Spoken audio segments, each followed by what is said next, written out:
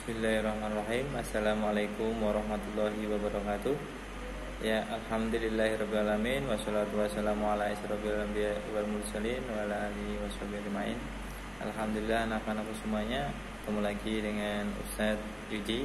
Ya, kali ini Ustadz Yudi bertemu dengan kalian tidak untuk mengajar bahasa Indonesia, tapi alhamdulillah Ustadz Yudi juga mengajar SPDP ya. Jadi nanti belajar SPDP-nya bersama Ustadz Yudi ya. Harapannya kalian tetap semangat ya, tetap di rumah saja, tetap semangat, tidak boleh mengeluh ya. Jadi walaupun belajar di rumah nanti SPDP sangat luas ya, walaupun nanti ada prakteknya ya, ada itunya, nanti di rumah aja. Nah, Ustadz Yudi tidak sendirian nih ya. Ustadz Yudi belajar SPDP dengan ada pasangannya. Nah, nanti Ustadz kasih tahu tuh. Nah, sebelum kita mulai ya, Ustadz akan sampaikan dulu nih kontrak belajarnya ya, kontrak belajarnya Ustadz akan sampaikan. Kontrak belajar SPDP. Kontrak belajar mata pelajaran SPDP ya. Yang pertama, mengawali pembelajaran dengan doa ya. Pembelajaran melalui Google Classroom, mengikuti pembelajaran dengan tertib. Yang keempat, menyediakan buku tulis khusus untuk mencatat atau latihan soal SPDP. Jadi nanti setiap pembelajaran kan udah siap tuh buku tulis di sampingnya atau alat tulisnya juga. Ya, nanti ada perlu hal yang dicatat ya. Terus yang kelima yaitu selalu mengerjakan tugas tepat waktu dan mengumpulkannya juga tepat waktu sesuai dengan jadwalnya. Yang keenam, selalu semangat dan tidak boleh mengeluh. Kalau ada kesulitan lah bikin kayak gini nggak bisa dicoba dulu. Kalau kalian berani mencoba, insya Allah bisa.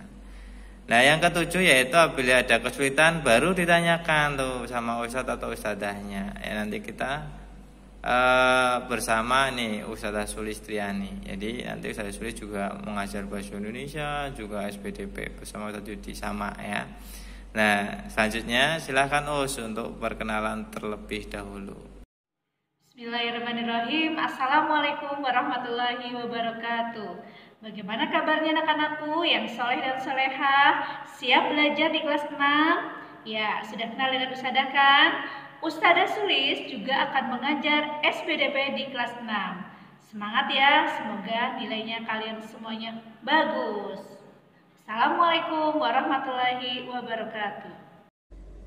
Bismillahirrahmanirrahim. Assalamualaikum warahmatullahi wabarakatuh. Bagaimana kabarnya hari ini anak-anakku semuanya?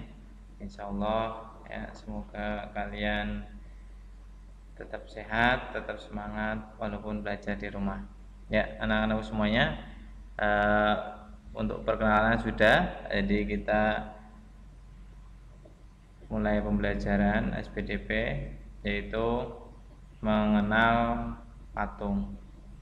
Nah, pastinya kalian tahu ya apa sih yang dinamakan patung, bentuknya seperti apa. Nah, itu pasti tahu. Dan di mana biasanya kalian di pinggir jalan atau di tengah jalan ada, atau pertigaan ada patung ya, bahkan di depan rumah juga kadang ada patung. Nah, saya akan menampilkan ya, nanti dibaca terus sambil didengarkan saya jelaskan.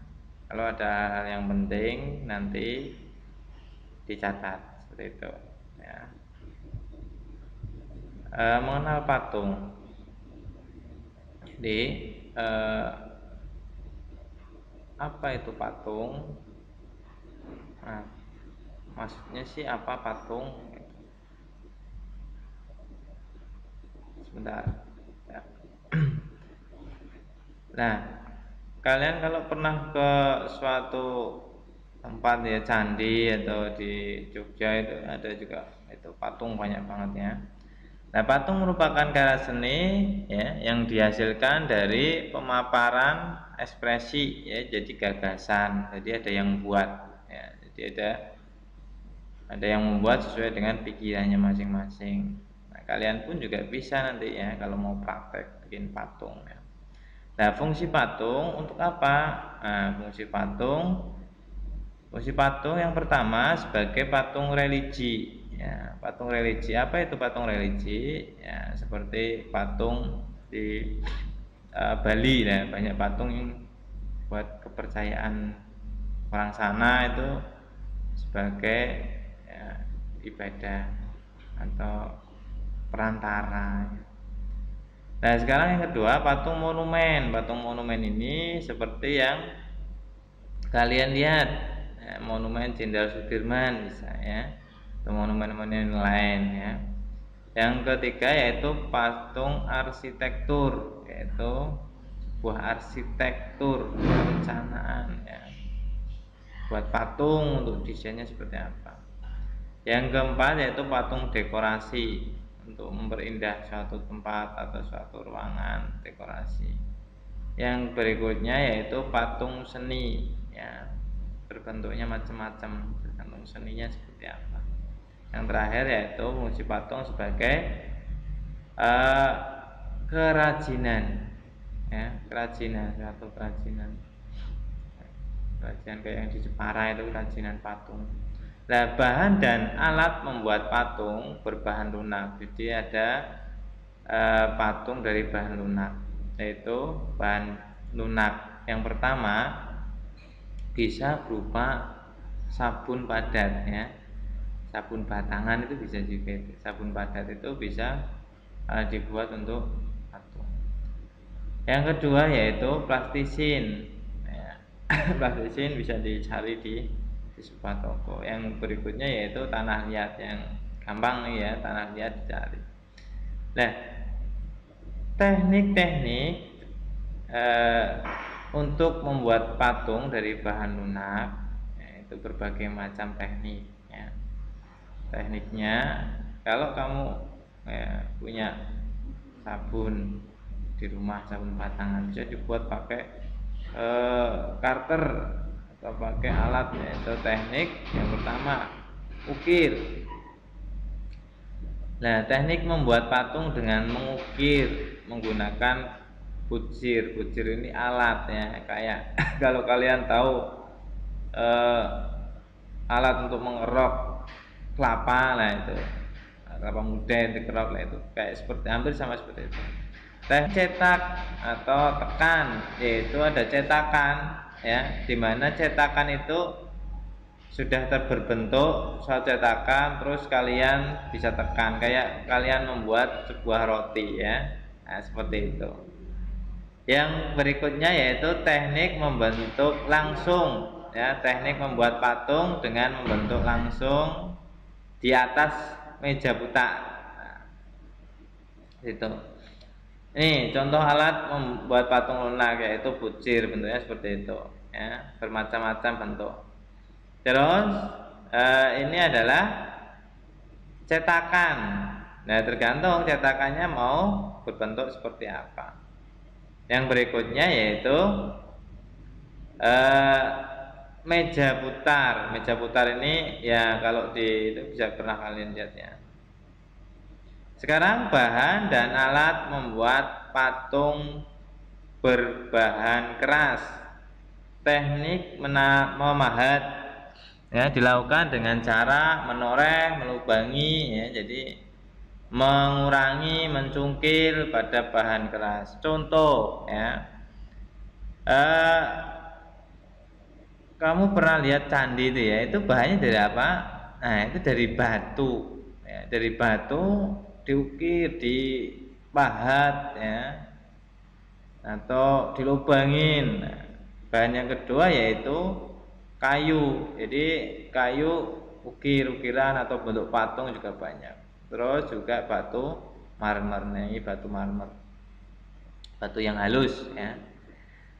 Nah, sekarang alatnya sama tidak dengan alat membuat patung bahan lunak? Beda alatnya ya. Yang pertama adalah palu. Nah, berupa palu. Yang kedua yaitu berupa pahat. Nah, sekarang ya, yang berikutnya berupa amplas untuk menghaluskan. Nah, pahat juga beda. Pahat kayu dengan batu beda. Nah, kalau sekarang itu lebih ke modern, yaitu amplasnya juga pakai mesin, bahannya pakai mesin ya. Jadi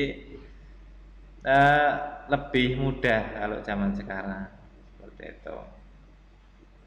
Nah, ayo kita bisa membuat adonan plastisin. Nah, untuk apa plastisin? Nah, nanti kita praktek untuk selanjutnya ya.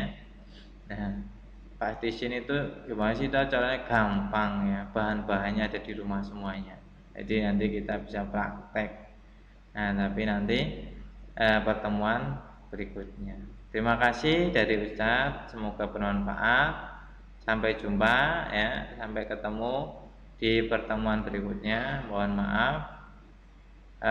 Jangan lupa untuk mencatat hal-hal yang penting. Nah, untuk berikutnya nanti Ustadz kasih soal dulu atau materi dulu, habis itu setelah itu kita praktek membuat suatu patung dari bahan lunak tentunya. Kalau bahan keras kayaknya ya perlu butuh waktu dan teknik yang harus orang-orang ahli. Kalau bahan lunak insya Allah ya sepemikiran kalian pengennya bentuk apa lah seperti itu. Terima kasih dari Ustadz, mohon maaf. Assalamualaikum warahmatullahi wabarakatuh.